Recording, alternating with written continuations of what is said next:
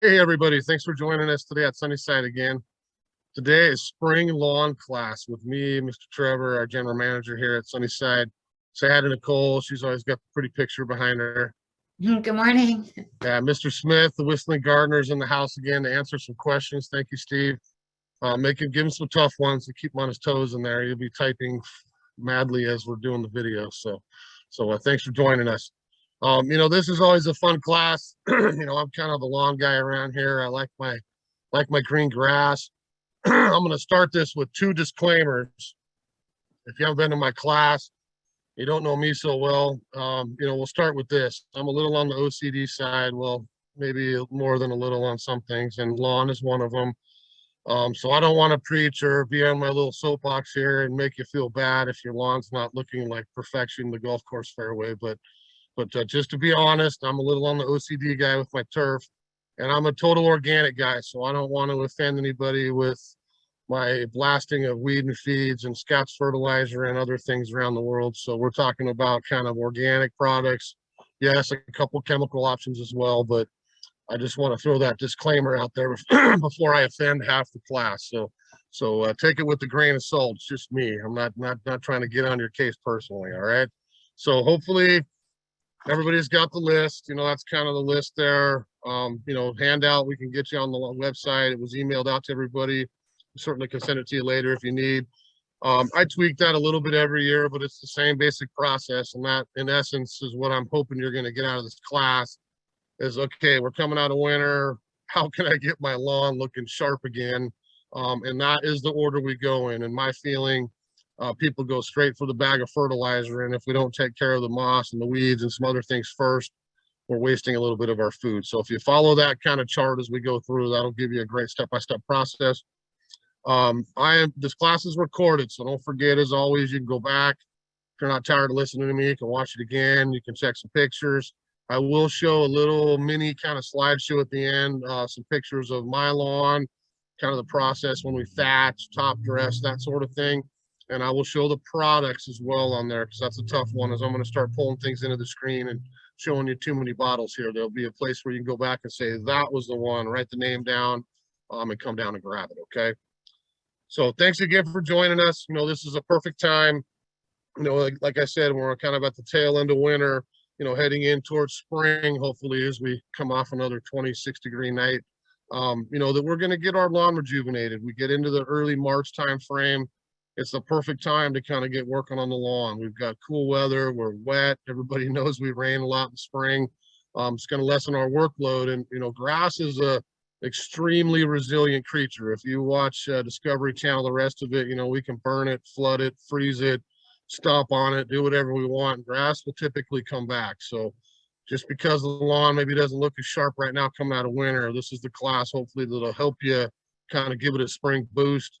I would always rather get my work done here in March so that I can step on it, lay on it, play on it all summer and not have to do the work in the summer. If we wait till it warms up and dries out, we're going to have to watch the water a lot more. If we can get this process going here now, we're going to start it off clean, get it back into shape, and we'll have spectacular turf to enjoy when we want to sit out in the lawn with the cocktail and enjoy the warm weather here in June and July. All right.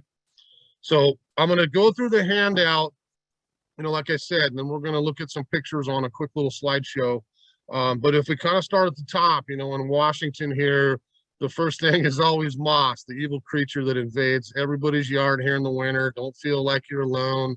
You could have a little moss group, support each other, but it is what it is. You're always going to have moss. We get cool weather, it's wet, our soil, everything lends towards more moss. So, my yard, yes, I don't have a lot. I have some. There's no way, there's not magical answer that's going to make all your moss disappear and you're never going to get it again. But hopefully doing some of these things will help keep it to a minimum and at least get you going in the right direction here as we treat it, eradicate it, and start over again. Here comes spring. So, with moss killer, again, I think you're probably warm enough now that we're done with the freeze. It doesn't matter that it's raining and wet. We can get going on the moss killer application here fairly quickly. The next couple of weeks, we'll assume everybody works Monday through Friday, except me, of course, and then you get your weekend warriors. So, pick a weekend. You're home next weekend. Sweet. Let's get the moss control down. We've got really two options You know, most people are familiar with the granular. I'm going to kind of reach around me here and grab stuff as we go.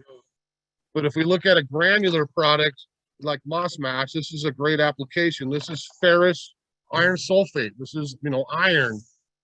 Short, you know, long story short, grass does not mind absorbing a massive amount of iron. It will not burn it or kill it.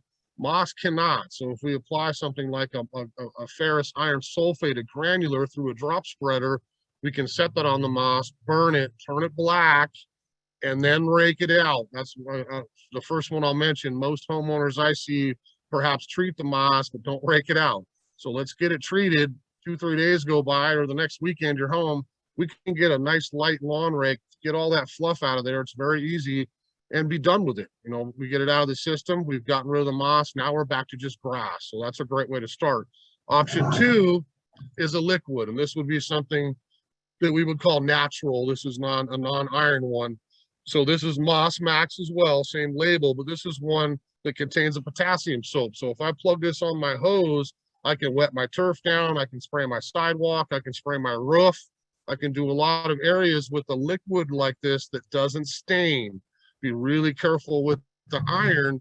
As we look at the iron sulfate, if I spread that in a spreader and I get those pellets on my sidewalk, my patio, my driveway, and I don't sweep it off immediately, I'm going to have orange spots everywhere. So we want to make sure that we are real careful with the iron type products. The potassium, it's not going to matter. You know, I can spray that on anything, moss, algae, lichens, all kinds of different things we can get. We've killed it off. We're going to rake it out of there, and then we're all set. The second phase is weed control. You know, and I can't answer this for you in your particular lawn. You know, how much weeds do you have? Do you mind living with some? You know, again, the OCD guy wants to have no weeds, so that's my problem, not yours. But if you want weed-free lawn, getting ahead here in spring is ideal. We got to get these little guys treated before they have a chance, before you put fertilizer down. Then we get, again, a little bit less weeds before they go to seed, and we've got a much cleaner turf. We've got lots of options for weed control. You know, I'm not going to get into a whole weed control discussion. We'll have a specific herbicide class I'll teach here in the coming weeks.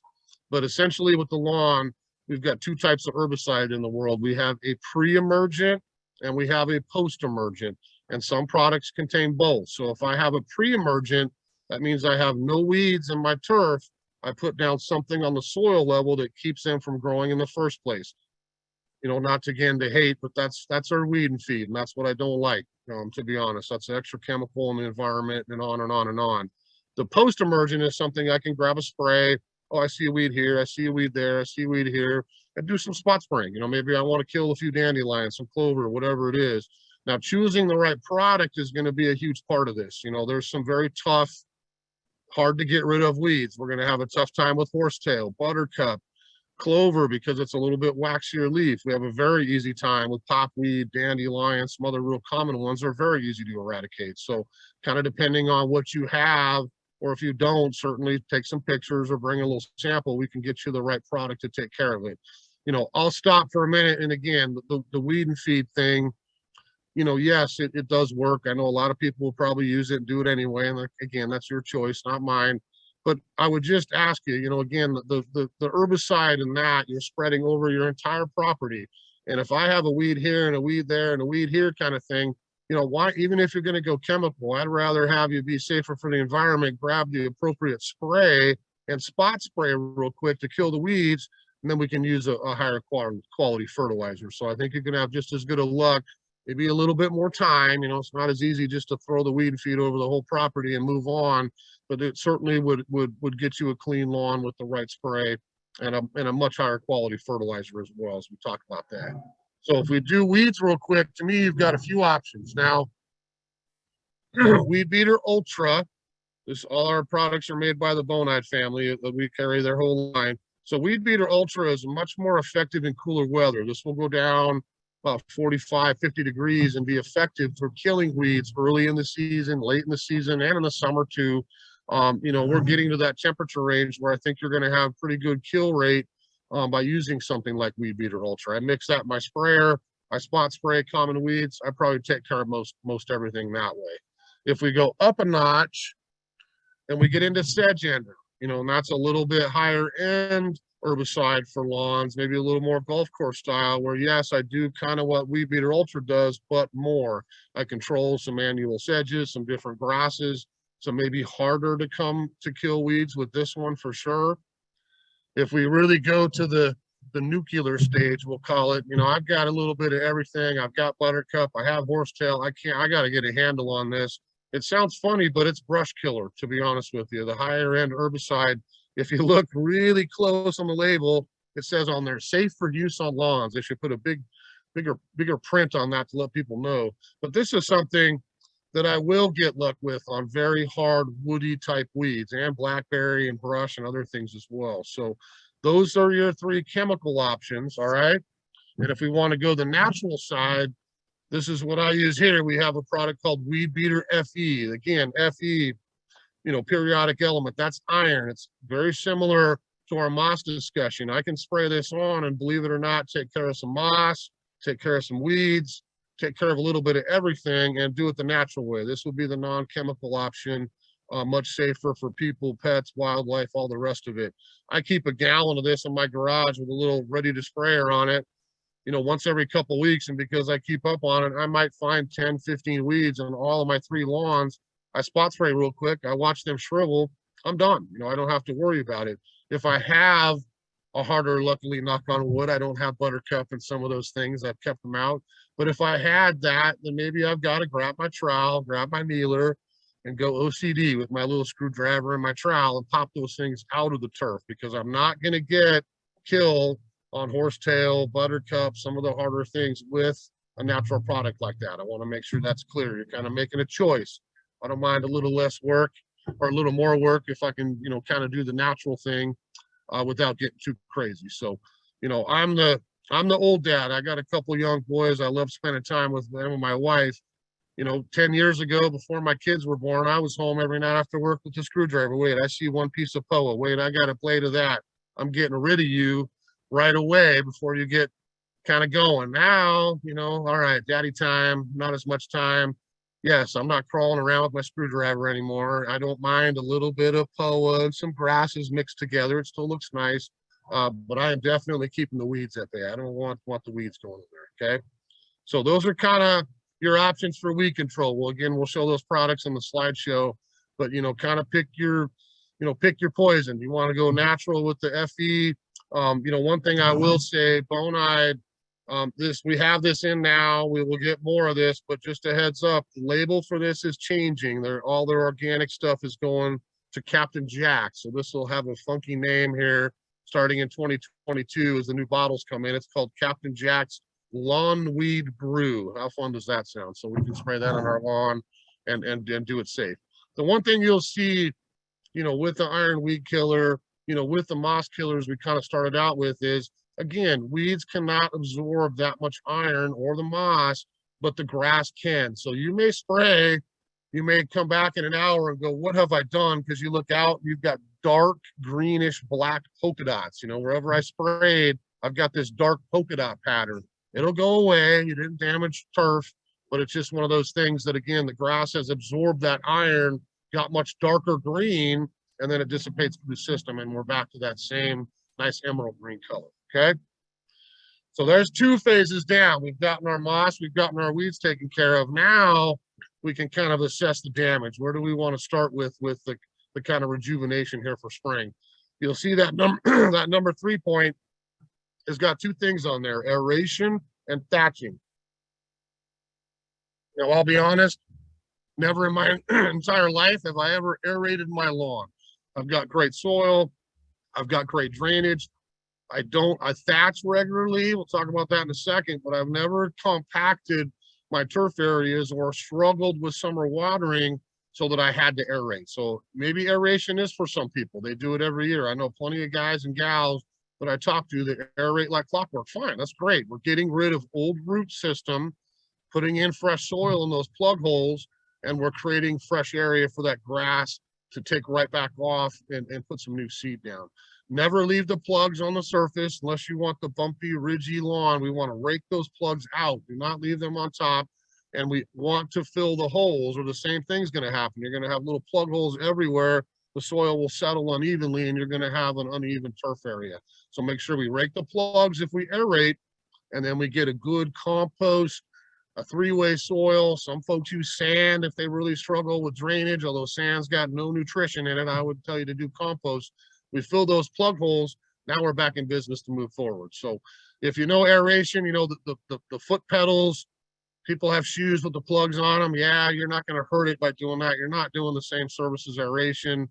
I've seen little hand core aerators. Yes, they're better than nothing. But I mean, if you're going to aerate, you're making a stop down to the Herc rental store, the Pilchuck Rentals here in Marysville, and you're buying, you know, someone's going to do it for you. You're going to rent the equipment to do it real quick. You're going to run it over your lawn, plug the heck out of it, return the equipment, and start the raking and filling the plug. So same thing with thatching. Now, I will try to talk you into thatching. Most people that come in and have issues with thatch disease, lawn's not looking great, all the things we've talked about so far, a good thatching will really help your lawn. I mean, you'll see some pictures of mine here in the slideshow in a few minutes.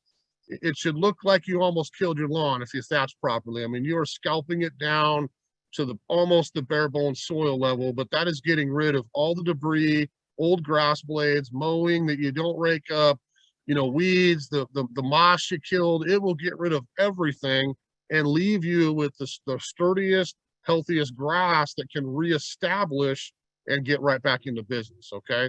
So if you haven't thatched before, look up some stuff online. You can probably see the equipment. It's not super heavy. You know, I was the stubborn male up until last year. I had an old thatch rake, which looks like an old barbarian weapon, and it is brutal on the shoulders. I'll be honest with you. You want to thatch rake a couple thousand square feet, you're gonna get your shoulders pretty good. I'm a pretty big dude, and it was getting to the point in my early 50s, no more for me. So I went and rented one in an hour.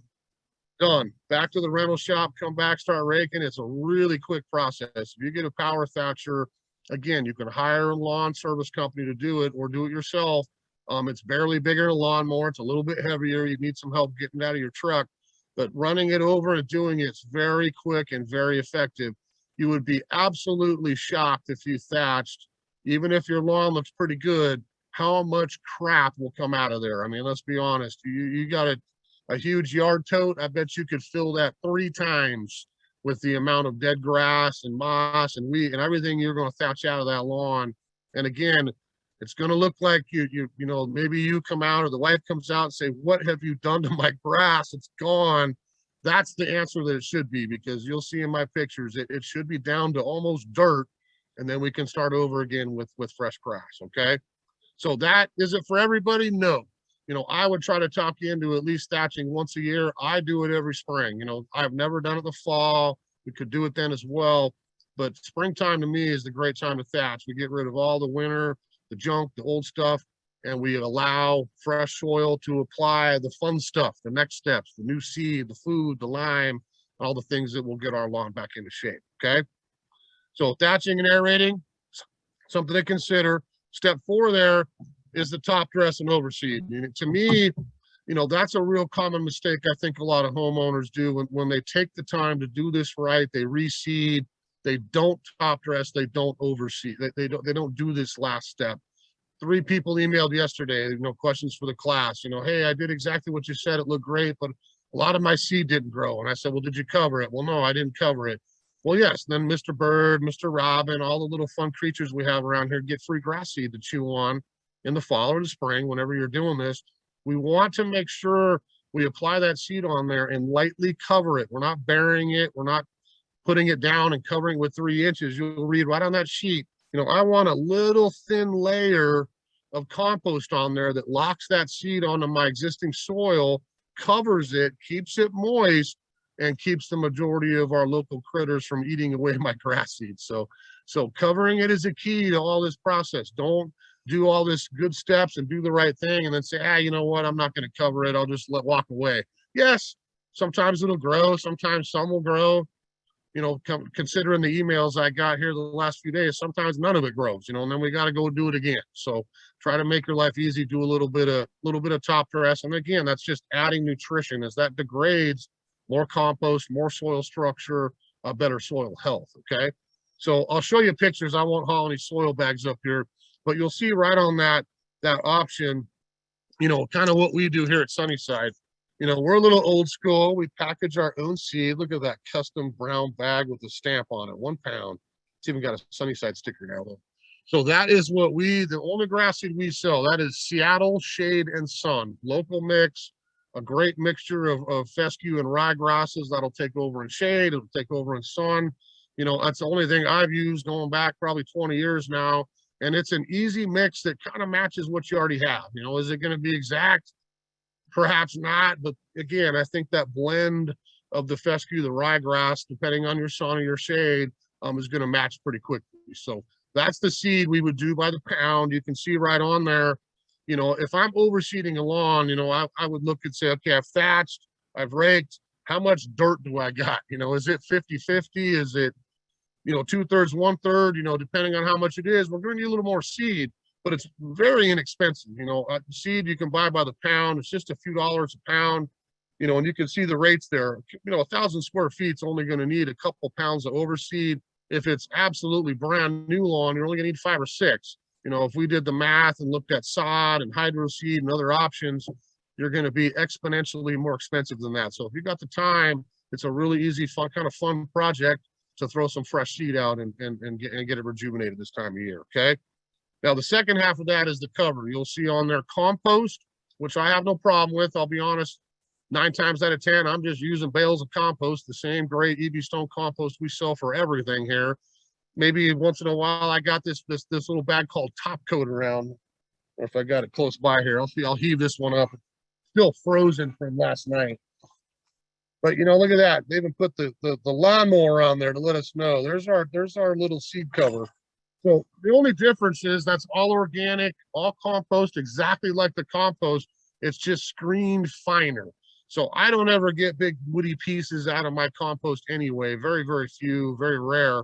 If you really wanted it fine, get the top coat. You know, those are the 2 options to me that I could sprinkle that out when I'm done. You know, I don't like the spreaders and any of that. If it's not a huge area, I got a couple 5-gallon handle buckets, punch a bunch of compost in there, start walking, start the back corner.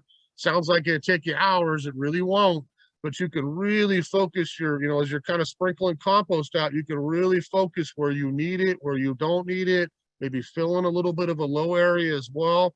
But I can just put a fine dusting over that entire lawn, whether I seeded it or not, just a 1/4 inch, maybe 1/8 of an inch, 1/4 inch deep. Now I've got the seed locked. I keep it moist. I keep the birds out of it.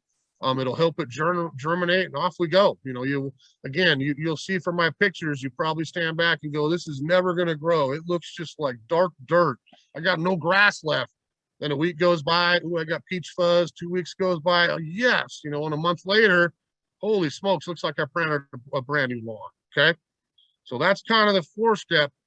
Now, if we look at these next 2 here, fertilizer and lime, you know, again, you know, if you're the Scots, the whatever program you're on, you know, do what you're going to do. I'll try to talk you out of it, but you're going to make your own choice.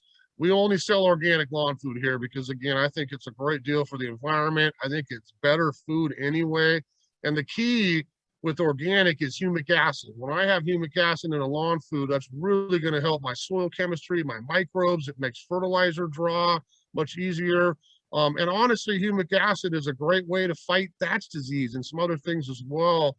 So, you know, if I get on an organic lawn program, I'm doing my moss, my weeds, I've thatched, whatever I'm doing, I'm putting this right down here before I cover my seed. So I can put food down and line down, which we're talking about here in a second, with my seed and cover that whole mixture right on top. I mean, that's how easy it is. If it's organic lawn food, I will not burn my seed, period. If I use Scott's Turf Builder or a synthetic lawn food with higher nitrogen, I cannot put that down with seed or I'll burn it. So if you are a Scott's family, whatever, and you're stuck with it, make sure you go buy something that says seed and sod starter, not typical lawn food, or we will burn new seed. It will not germinate. So organic is always the way to go. You know, this time of year, sometimes I don't even have to feed in the summer, to be honest with you. Maybe it's now a June thing, and then absolutely in the fall. I always am a spring and fall, sometimes one time in the middle there. You know, maybe you're beyond me, my OCD-ness, we'll call it, and you do it 4 times a year. But what I found talking to people with foods in particular is we get on the, I kind of call it lawn crack per se. You buy the synthetic fertilizer, you put it down, it looks green, green, green, and it grows like gangbusters. And then I crash and I put another bag down and then I crash. And this never ending cycle of, holy smokes, I had to mow it 3 times in 2 weeks. Now I got to put it down again. And then here it comes again. It just never ends to me. I'm telling you, if you tried organic lawn food, you're going to have a great emerald green color. The soil chemistry is better. You're not going to have to mow as much. And it's going to be slow and steady and easy through the entire growing season, okay? So consider, I'll pull the bag up here. See, it makes you feel all warm and fuzzy inside. Look at that beautiful little puppy and that little boy there on the lawn, because they're safe, again, with no chemicals, nothing in this. So I think this is the best one on the market. We carry 2 organic lawn foods. They're both excellent. EB Stone has always been my kind of go-to, that they call it the Nature's Green, was what it had label on for years. The package is a little bit different. Or Espoma is the other company, and we carry their Espoma lawn food. It's a little bigger bag, which is why I frankly decided to bring it into our place. It's another great organic lawn food. I've used it before. I know a lot of people that have. You know, there's other brands out on the market. You'll see Dr. Earth. There's all kinds of good organic ones, but please, I would just implore you, give it a try one time. Nothing makes me happier. About 2 months will go by and I'll start having guys and ladies come find me in here and say, hey man, I took your lawn class. You got me off the Scott's train. I tried the organic food. We've been really happy with the color and how it goes. And I'm just like, yes, because there's my little mini mission in life. Eradicate weed and feed. How's that? There you go. So fertilizer we got done. Lime is the second half of this. You know, we've tried a lot of limes over the years. Again, look how nice and comfy that is. The little dog and the boy rolling. This is from Espoma, and this is called lightning lime. Now it's still a prilled, you know, type dolomite lime. There's all kinds of brands out there. You know, this is an organic one. It's a little bigger bag, which I like. It's the only bag I've seen, honestly, that if we flipped it over and looked at the back and it says, if your soil pH is this and you add this much, this is what's going to happen. Other than that, lime is kind of this nebulous, you know, creature that I don't know, how much do I put down? And what do I do it? How many do I need? This is the one product I found that says, if you do this, this will happen. And the reason we do lime, you know, on our turf area, to me, it's the vegetable garden and turf areas. Whatever I got left from my lawn goes into the vegetable area here come March too. But if I can sweeten my soil where I'm growing turf, I want to get that pH away from our typical acid level to something neutral or even slightly alkaline. Grass loves that condition. Moss does not. So I want to make sure this is clear. This is not a moss killer. This is not something I'm going to walk out here next week and throw lime down and say, sweet, I never have to treat for moss again. But what it is, if I start getting in a habit of doing this spring, maybe I do it spring and fall, but at least if you get on once a year even, you're better than most. If you do this, you're going to see a huge difference as time goes on. A year goes by and you're like, wow, last February, I was out applying moss killer to my entire lawn. You know, I had nothing but moss. This year, I've just got a little bit around the border, maybe where it's shady, where it's a little wet, less moss to treat. So essentially, by applying something pretty cheap like lime, it's kind of benefiting the food, all the other stuff we're working on, and I'm going to have less moss to deal with year after year after year. So keep up on it. You know, I bought a house just like everybody, you know, many moons ago. I tried all these quick fixes and did lime and food and all this stuff, you know, and until I rejuvenated mine and really started over, and I haven't had to do much since. It's been about 15 years since I've had to do really any major work on it. But the moss is something that will really adjust your pH. Get a tester, see what the pH is in your turf areas, and try to get that number back up towards neutral. And getting it down now, getting it down this fall, next spring, I bet you see a huge difference, okay? So that's kind of 2 little side notes. What am I doing on time here? I'm doing good this time. Real quick, 2 things. We'll look at some pictures, or the last 3 here. You know, if we get kind of the disease into turf, you know, and I'll be honest, I'm no different than any of you. I could walk out on my lawn right now and say, there's a little bit of red thread. Here's a little bit of snow mold from our snow this winter. You know, dollar spot. There's all kinds of fungus issues that will get into turf. And yes, if they're left unchecked, month after month, they will kill out large patches. So, I can't tell you what you have. Bring a patch of it in, send a picture, something close up that I can really look at the blades, and we can probably help you diagnose it and get you the way to fix it. But this is the time of year, to me, coming out of winter, that we do want to make sure we treat for that. Maybe we're thatching and doing all the rest of this. Maybe we don't have to right now, but if I'm not going to thatch and I see these dead areas, that's a good spot for me to maybe do a little treating, a little raking, a little bit of overseeding here and there, and fill in those areas that did get disease. Now we've got a couple options, as far as treatment.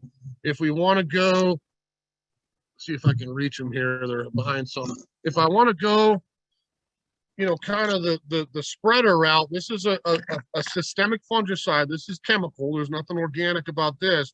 But if I put this in my drop spreader, I could spray this over or apply this over my turf area, let that soak down into the soil to the thatch layer, and then I can eradicate most of it. I'm a little more okay if you had to do something like this, because again, I could just keep my kids, my pets, whoever, me, off the turf for the day, because I want that to get down. So typically we apply that, and then the next day it rains, great. That flushes down into the thatch layer and does its job. If I look for a liquid option, I brought two of them in here. All this is on the sheet, except I didn't put the copper on. This is a real common one, a little bit more on the natural side with that brown label. Copper is very safe to use, even in turf areas, as a good fungicide, as long as I'm not on the river, the sound, the lake, the creek, right on a body of water. If I'm just a typical city lot, this is not going to hurt anything else. We can apply that on much more safe. If I want to go organic, natural, now I'm getting something like Revitalize. This is what I use here. Spot spraying a little bit in the fall as well as spring if needed. This is good on almost anything in your yard. Vegetables, roses, you could use this on the whole landscape. But it kind of sounds funny because it sounds worse than it is, but they call this a biofungicide, which sounds lethal, but it is not chemical. This is essentially attacking a fungus with a fungus-eating bacteria. How fun does that sound? So if I spray a solution on of this, the grass blade, the rose leaf, whatever it is, this is going to colonize that, eat what is on there, and prevent it from coming right back on. Now, yes, I have to keep up on doing this. I can't do this once in March and say, see you later, I'll see you next year. If I'm fighting disease or a thatch layer, it's better to put it down as a preventative this time of year, or treat every couple of weeks until we get into the warmer weather, okay? Now, the last thing I would say about turf disease in particular is lawn food. We mentioned humic acid and the organic lawn food. If I put down my spring dose of lawn food here, you're going to grow right through it. I mean, once it warms up, the weather gets up a little bit in temperature. If I apply that organic lawn food, it's going to grow right through the red thread and probably take care of most of my problems that way, okay? Now, the next one there, number 8, is crane fly larvae. I'll show you a picture of one in the slideshow here. But crane fly, I kind of think they're a mix of mosquito meets daddy long legs. If you're out in the early spring or the fall, you see those little skimmers going across the turf, and she's just sitting there laying eggs all over the turf. The larvae develop, their food is your grass roots. So if you walk out, we don't see any evidence of thatch disease, discoloration on blades and things. Excuse me. We would look for crane fly larvae. That it would cause big brown areas to die out. Like, wonder what's going on. The rest of this looks great, but I've got a huge area that seems to struggle and turn brown. It could be a soil issue, could be thatch disease, but if I take a square shovel and I chop up a square and I pull that out carefully and lay it on its side and I sit there and pick through the root system, you're going to find crane fly larvae. I can guarantee you. I found them in my yard before. There's no magical way to make sure they never come into your turf. But if you do have them, we should treat them, because that's one that you don't want to let get going. It's food for moles and other creatures, but it can take out a pretty good area. I fought it a few years ago in my own lawn here in Everett, and it's a tough one. Usually comes out more in the fall.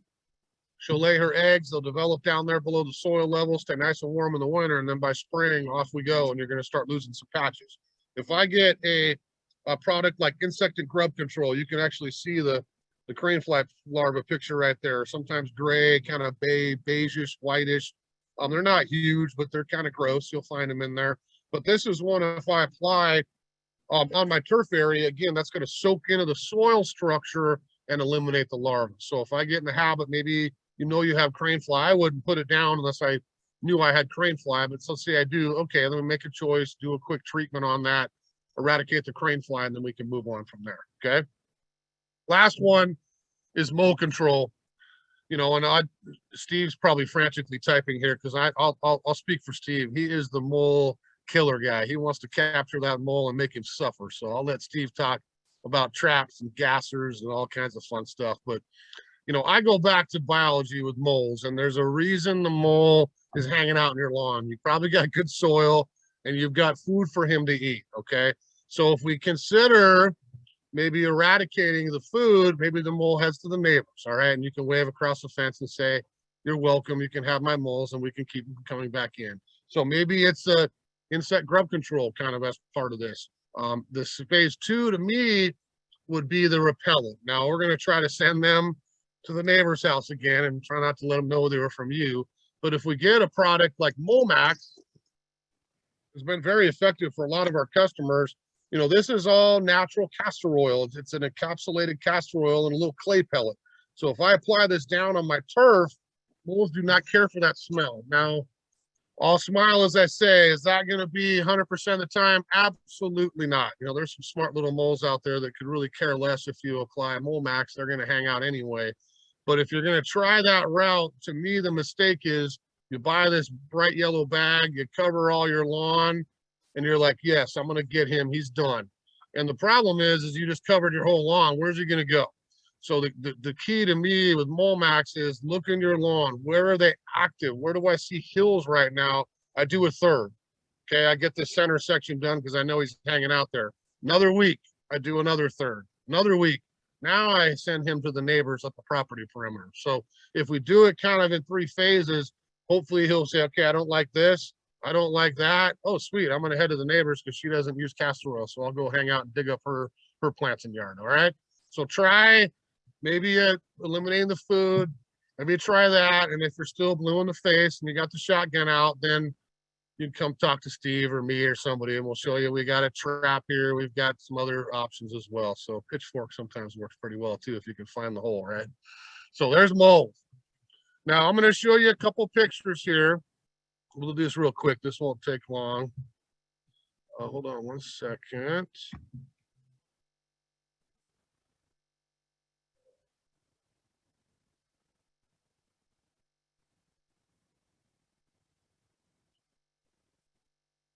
There we go.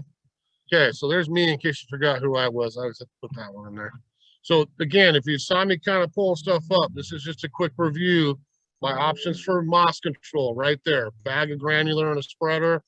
Attach that liquid potassium onto my hose and do a little spraying. If we look at the weed control, here's kind of a few phases. I didn't bring in the weed beater plus crabgrass because we don't really have crabgrass around here, but we have other annual grasses that may be effective on as well. But here's their herbicide choices. Brush killer. And then again, the last slide here, I'll pause because there's your weed beater FE. That's what I have in my garage, that exact bottle. The weed beater complete will be here this week. That is the high-end one. If you're gonna, I hate to say, go the kind of the weed and feed route without the feed, that's your pre and post emergence. So that would be the high-end, golf course, beyond my OCD-ness. I want nothing growing in my lawn except for grass.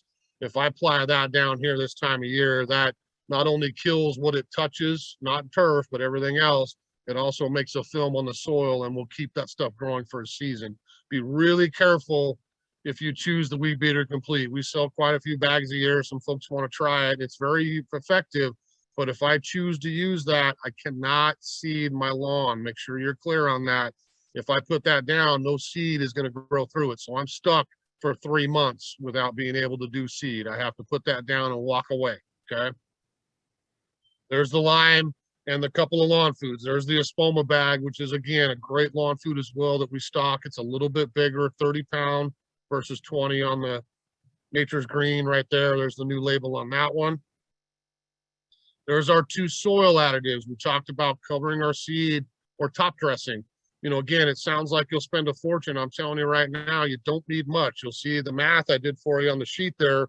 You know, I have 2,000 square feet between my 3 lawns. I think that's a pretty average size for most city folks. Maybe you got a little more out in the country.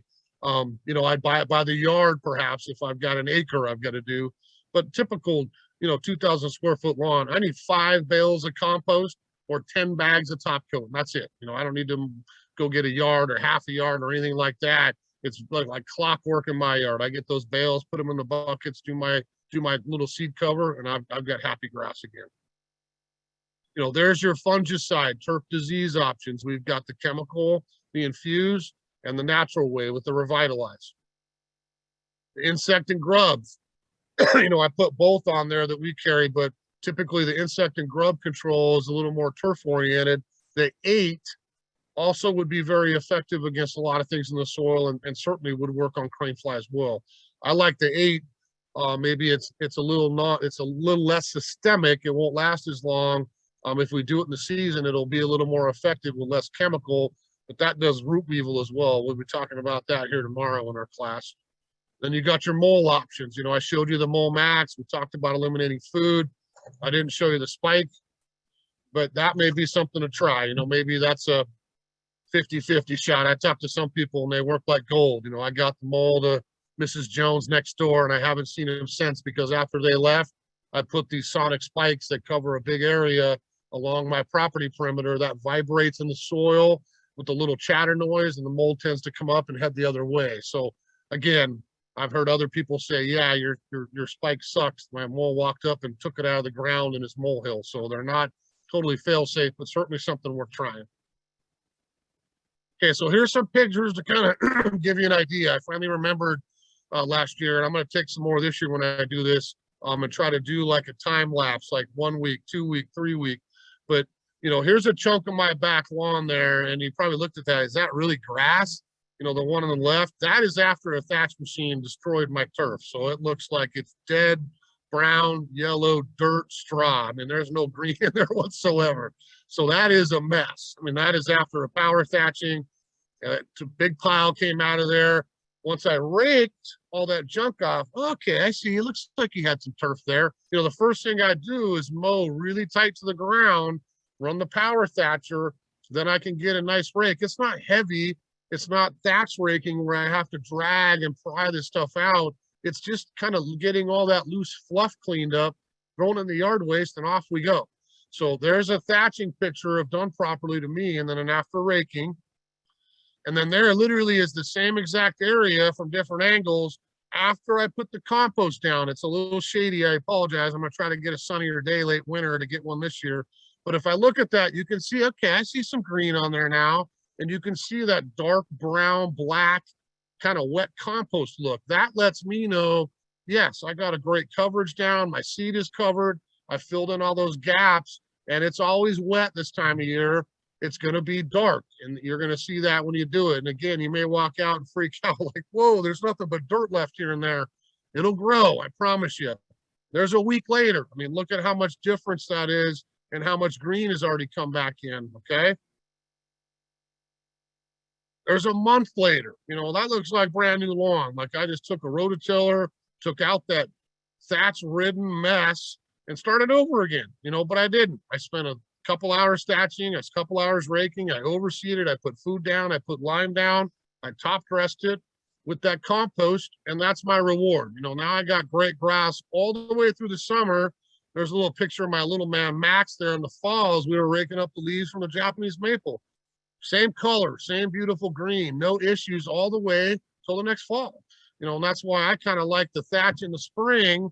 Yes, perhaps I treat moss maybe spring and fall, but if I thatch in spring, I'm really good to go until that next year again. If I get on kind of a once-a-year schedule, you'll be doing yourself wonders, okay?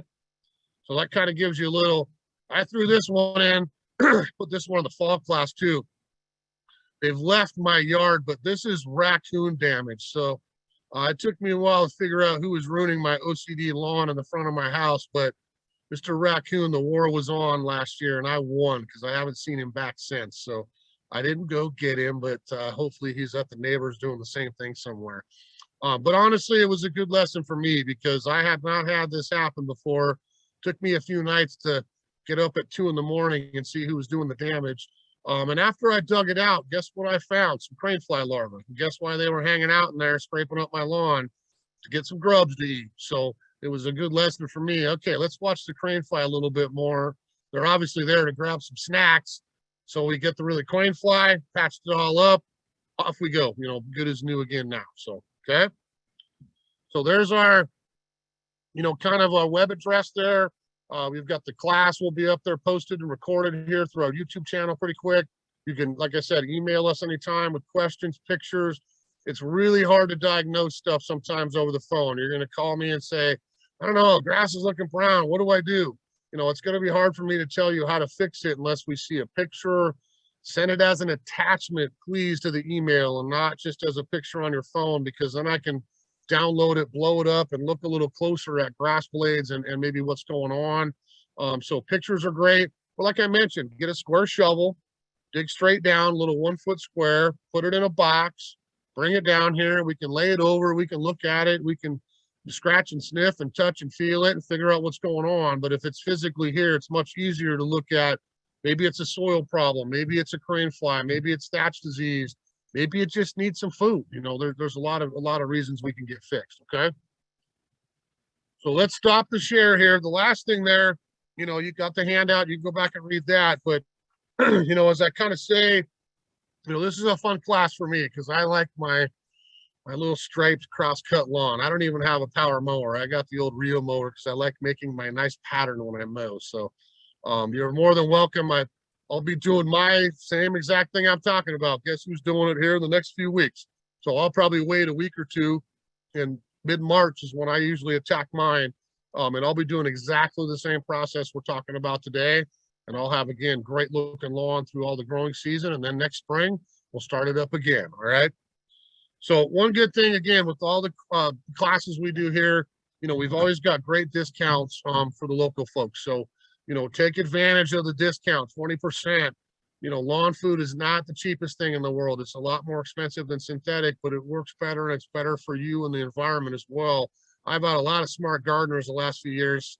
Ooh, sweet. I'm coming down and getting my year's supply of lawn food at this class, stash it in the garage. It never goes bad.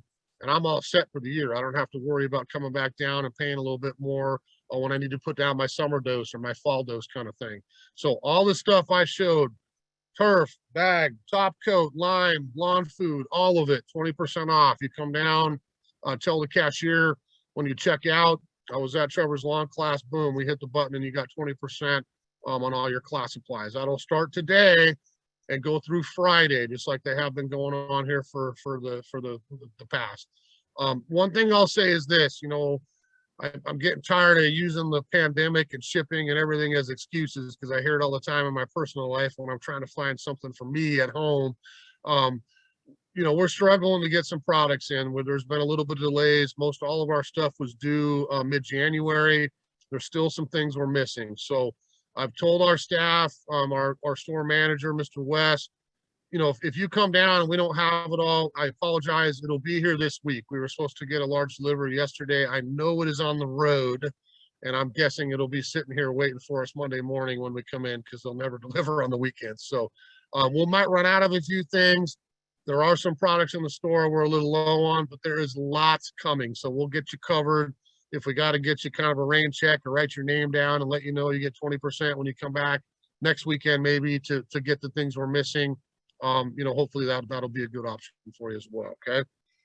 Now tomorrow I'm doing insect and disease class. So if you want to geek out on more pictures of funky bugs and diseases and leaves and bites and all kinds of fun stuff, we're going to do some basic kind of insect and disease control tomorrow. I'll be showing some slides, talking about natural products, systemic products, different options for you as a homeowner, maybe how to cure some of these common things.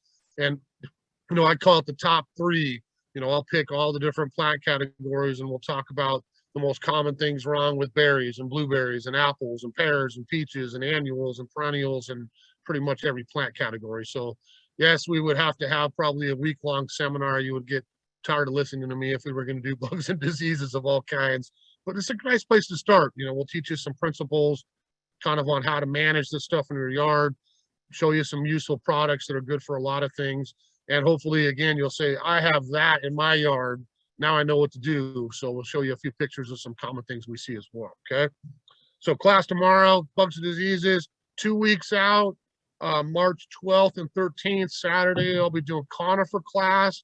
We'll focus on a lot of really cool dwarf conifers. And Sunday the 13th is one of my favorites as well. New for 22. That even rhymes this year. So we'll be doing a cool new for 22 class, going through new plants, a couple new products, and some things that we'll have here at Sunnyside as we go into the gardening season to hopefully get you folks as excited as me. Some of the cool new stuff we'll be able to plant out in our yards for this year. Okay. So there you go.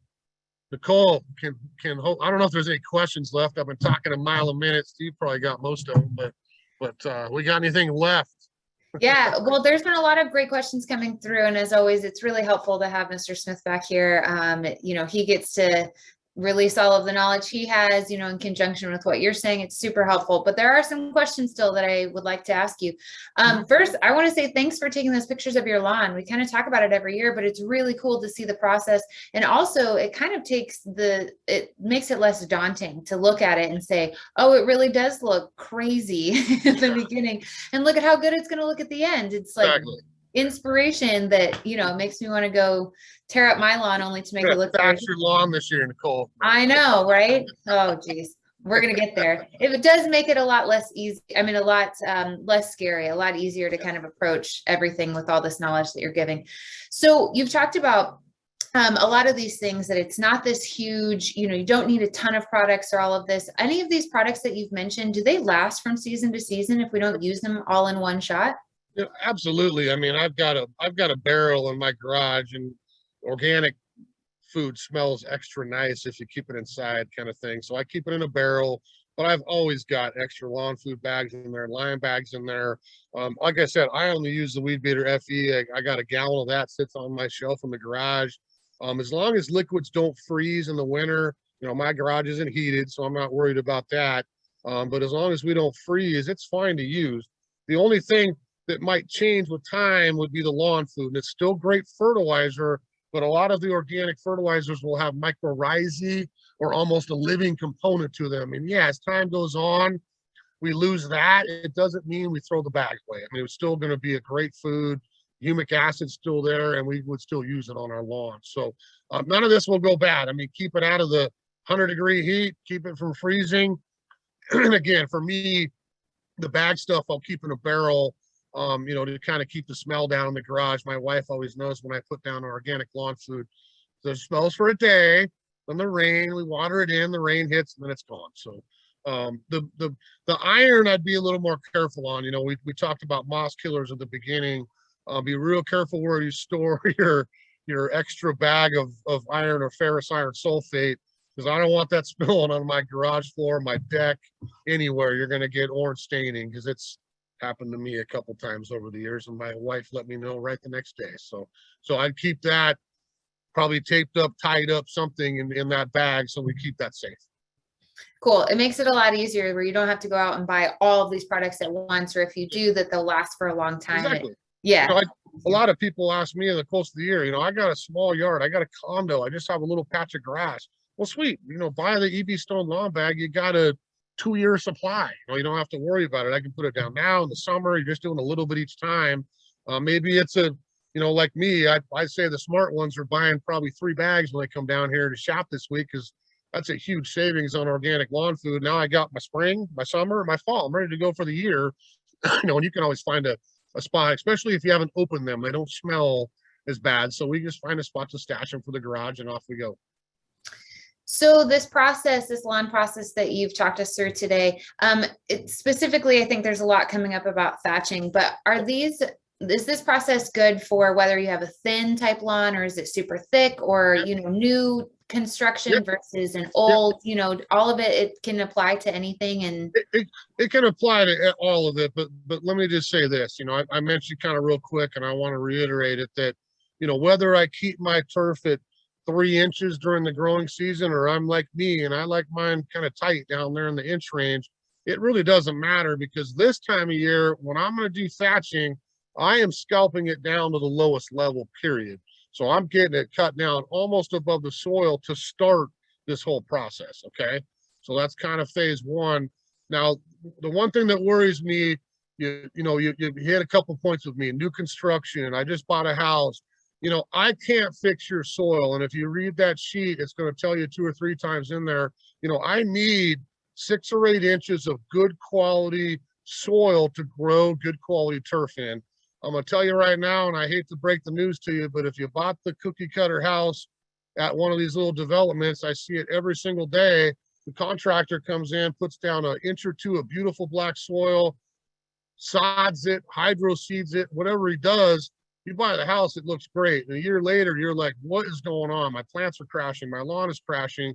You know, I can't fix that. This process is not going to change that entirely. So a lot of times it's like, all right, I want long-term lawn. There's me 15 years ago. I don't want to do this every year. I want long-term. Fix the soil is number one. You got to have better soil. So if you walk out, you know, and I put a shovel in and I got black and I got hard parent clay, you know, this is not going to fix the problem. I hate to be the bearer of bad news. This is not going to fix it. Will it help? Yes. It'll look good in spring, probably not so much in summer, better in fall. You know, do I aerate? Absolutely. Maybe you start with that and try to plug all this junk out of there and get some better soil in, but it's not going to get better until we get that soil structure set 6, 8 inches down. well, better to know sooner rather than later, right? Yeah. You know? I mean, and again, I'm not trying to knock contractors or anybody else. My in-laws just finished their house and it's exactly the same thing. Now, my father-in-law knows, all right, don't even worry about putting that sod down. I'll take care of it, because now that he put this much soil down, now we'll add this much soil down, rototill it all up, fix it, roll it, and plant the lawn properly. So it is possible to make it better. Might It just take a is little a extra work. little bit of work. It's always a little bit of work. Not a lot of money, but a little bit of work. Yeah. So during these steps of this process that you've laid out, is there anything, any part of that where you have to absolutely stay off the lawn? It feels kind of like an old adage, you know, an old thing where don't step on my lawn. Don't, you know, it's kind of untouchable, you know. I'm not even that bad. The only time, you know, I got 11 and 7. So guess what they're doing every day when they get home? Running on the grass. So yeah, there's a couple days where I'm like, hey boys, I just put my seed down. I just got all OCD and top dressed it. Please don't run on this. Now for me, I got 1, I got 2, and I got 1 in the back. So I let them off the hook by, okay, let's do the front. Don't even bother coming out here for a week or 2. You can go hang out in the back. And the front fills in, sweet, go thrash that. I'm going to go work on the backyard now. So, I mean, you could maybe do that a little bit, but the only thing with me, I mean, if you're talking about staying it off, is yes, when I get my seed down and cover it, I'm going to try to avoid as much as possible. And it's not that stepping on it is going to ruin anything, but it's just, you know, kicking it, dragging it. Yeah, I'm going to fluff up seed and get rid of my top coat. I'm going to have to go back and do a little patching down the road. So, you know, try to stay off it as much.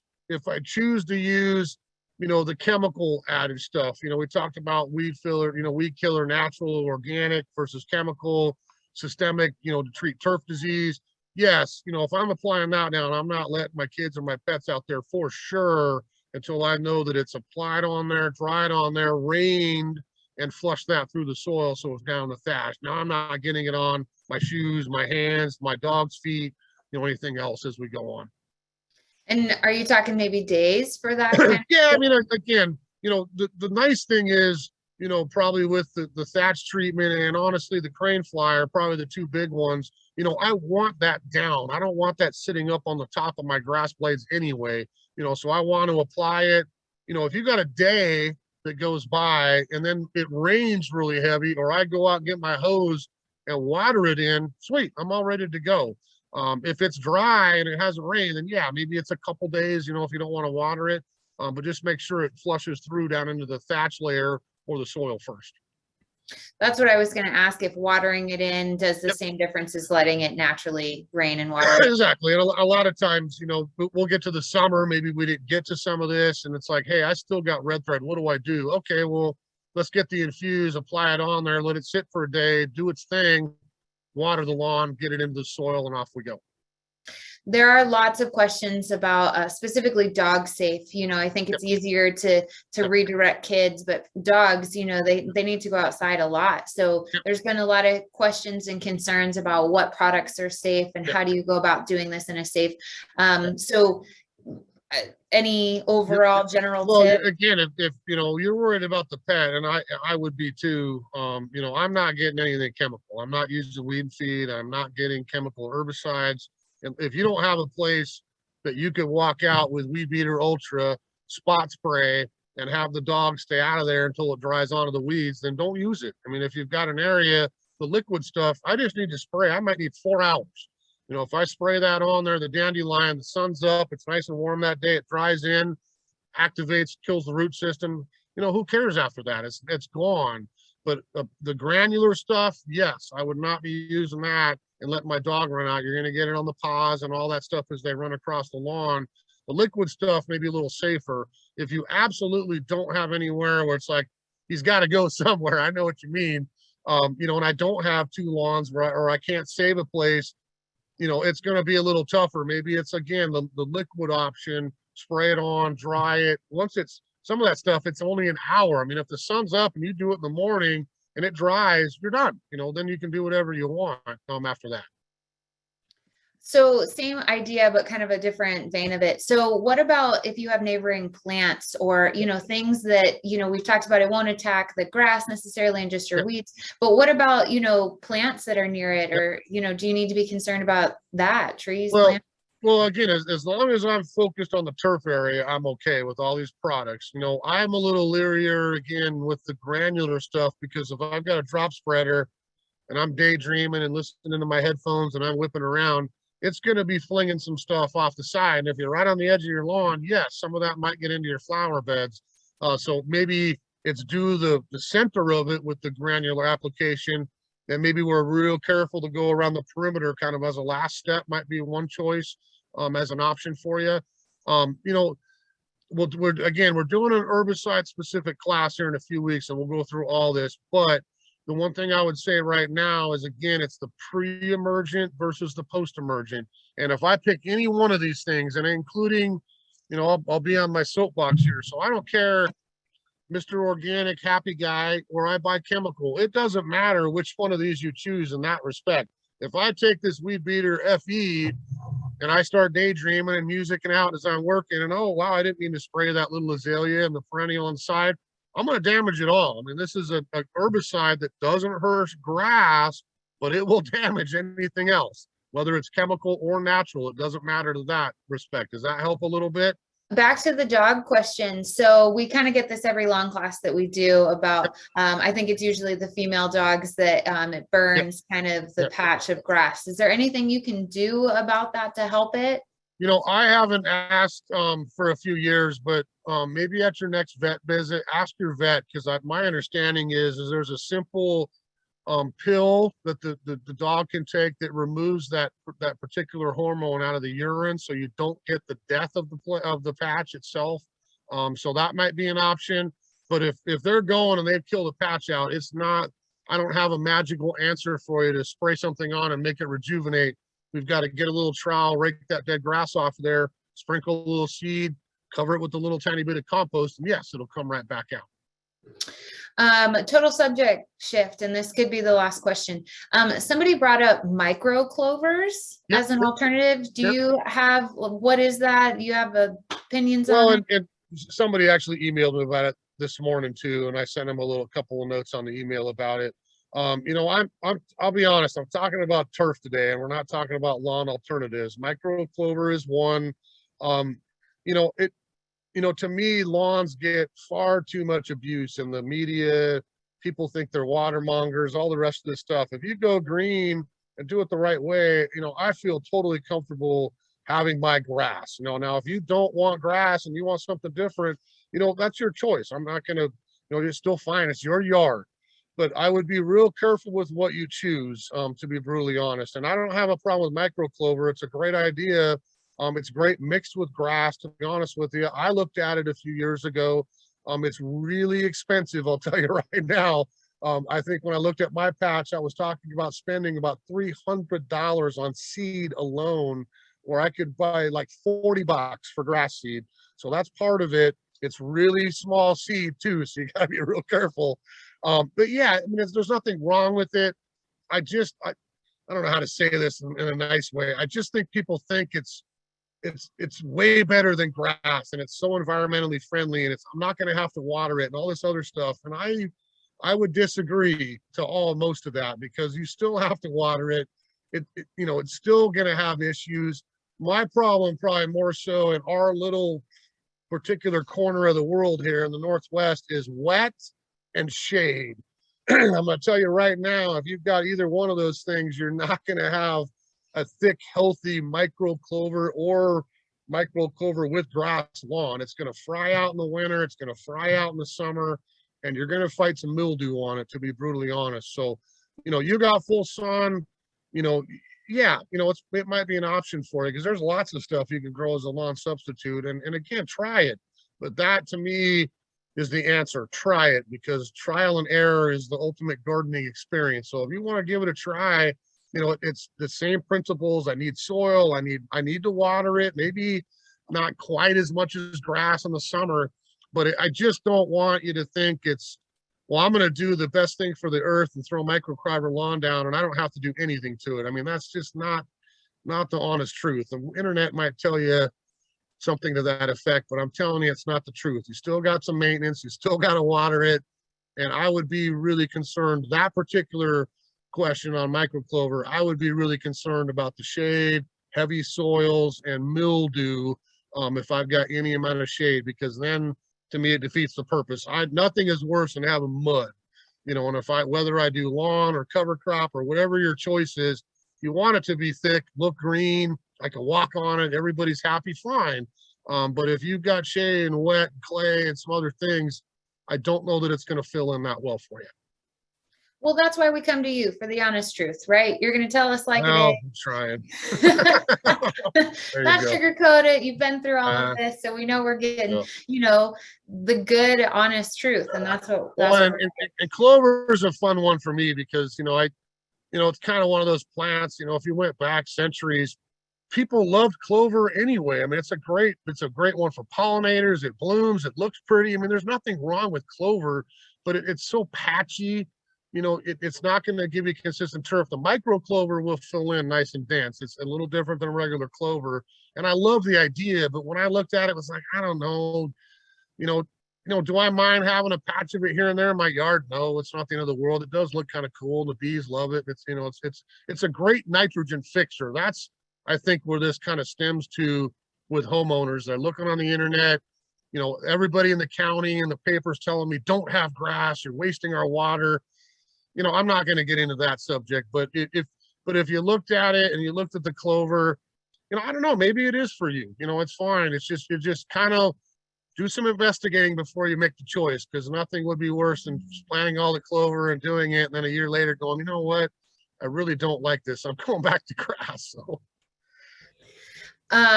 So remember that time when I said I had the last question? I was a liar. There's another one. So in terms of kind of schedule throughout this process, there's questions, I think, all over the board in terms of, somebody specifically asked if they start the process and they thatch and they do weed control now, but then they're gone for a while and then they come back and do the top dress and overseed. Is that too long if there's a kind of a gap in between? Does it have to be? I mean, I don't know what the gap is. If you're talking 2 months, that might be a little long, but if it's a couple of weeks or something, that's fine. I mean, I'm busy as anybody. Always have this grand vision. I'm home this weekend. I'm gonna get all the prep work done, and next weekend I'm home. I'm gonna get all the seeding done. And usually it's like, all right, it's been 2 weeks. Let's get this finished up, kind of thing. If it was me and I was gonna set kind of a general schedule, let's just pick typical human. I'm off on the weekends. I'm at work during the week. All right, let's start with that. So one weekend, I get my moss taken care of. I spray my weeds. I kind of get that part of it done. Let it sit for the week. If you're home and you're retired, let it sit for 2 or 3 days at least to do its thing.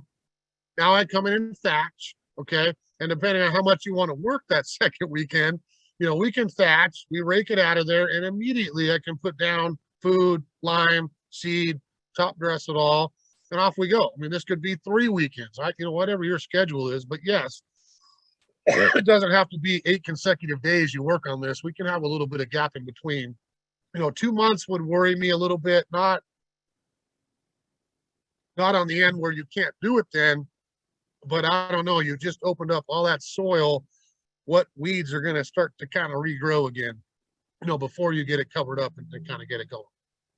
Sure. And as always, if you have specific questions about your situation, ones that maybe can't be answered in these general terms, shoot us an email, give us a call. Trevor's happy to kind of give you, you know, this advice specific to what you've got going on, because we all have questions, right? Especially when you jump into it and you think you're prepared, and then you start it and you kind of get, you know, nervous that maybe you're not going the right direction. Give us a call. We're here 7 days a week. Not that Trevor is here 7 days a week, but we have a great staff that's knowledgeable, you know, not just Trevor. We've got a really great staff and team here at the nursery. We're happy to help. Send pictures, come down if you are close and have the ability to. It's always nice to come be surrounded by plants. It's a happy place, we call it. So bring in some, you know, a patch of your grass like Trevor mentioned, and, you know, have a nice day out too. Take advantage of those sales while you're at it, right? Yeah, helps. I mean, it's a great time to.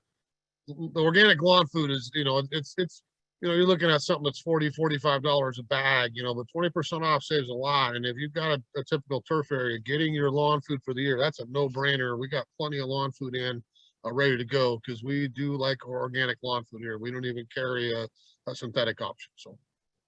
Well, we really appreciate you joining us today. We hope to see you tomorrow. If you've got issues with bugs and diseases or curious about them, we'll be here tomorrow at 11 Pacific Standard Time to talk about everything you want to know about that. And hopefully we'll see you again for another class. Thanks again. Yeah. Thanks everybody for joining us. Hopefully we'll see you tomorrow. Spring is not too far away. The sun will be coming here soon.